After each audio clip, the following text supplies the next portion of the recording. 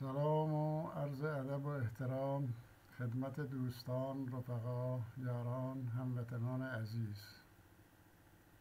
احتمالاً بعضی هاتون اطلاع دارید که من به موازات کارهای قلمی یک سری کارهای گفتاری شنیداری انجام میدادم، ولی به دلایلی به مشکلاتی برخوردم که خارج از اراده من بود. البته مشکلات، البته نمیخوام این مشکل رو توضیح بدم، نیازی هم نیست. به هر حال این کار متوقف شد مدتی نسبتا طولانی، شاید 6-7 ماه. به هر حال بعد از 6-7 ماه یک شعری میخوام خدمتتون تقدیم دارم. البته من در قرائت میدانم ضعف دارم، این ضعف برای این ضعف خودم آگاهم، دلایلش را میدانم از کجا ناشی میشود. ولی به هر حال این شعر از کمال الدین یا شمس الدین محمد وحشی بافقی، یکی از شاعران نامدار سده 10 ایران است که تقدیم نگاه گرمتان، حضور گرمتان میکنم. الهی سینه ای ده آتش افروز، در آن سینه دلی وان دل همه سوز. هر آن دل را که سوزی نیست، دل نیست. دل افسرده غیر از آب و گل نیست. دلم پرشعله گردان، دلم پرشعله گردان، سینه پردود. زبانم کن به گفتن آتش آلود.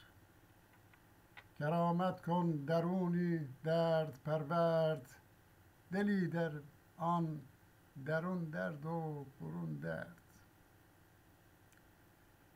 بسوزیده کلامم را روایی، بسوزیده کلامم را روایی.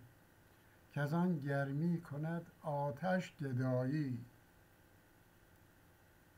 دلم را داغ عشقی بر جبین نه، زبانم را بیانی آتشین ده. سخن کز سوز دل تابی ندارد، چکد گر آب از او آبی ندارد. دلی افسرده دارم سخت بی نور، دلی افسرده دارم سخت بی نور.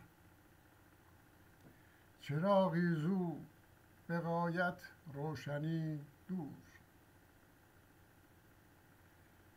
بده گرمی دل افسرده ام را، بده گرمی دل افسرده ام را. فروزان کن چراغ مرده ام را. ندارد راه فکرم روشنایی، ندارد راه فکرم روشنایی. ز لطفت پرتویی دارم گدایی. اگر لطف تو نبود پرتو انداز، اگر لطف تو نبود پرتو انداز. کجا فکر و کجا گنجینه راز. ز گنج راز در هر کنج سینه، ز گنج راز در هر کنج سینه. نهاده خازن تو 100 دفینه. ولی لطف تو گر نبود به 100 رنج. پشیزی کس نیابد زان همه گنج. چو در هر کنج 100 گنجینه داری، چو در هر کنج 100 گنجینه داری. نمیخواهم که نومیدم گذاری.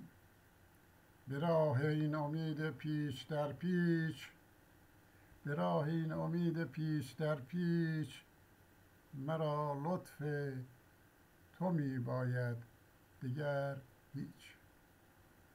تقدیم نگاه گرمتان.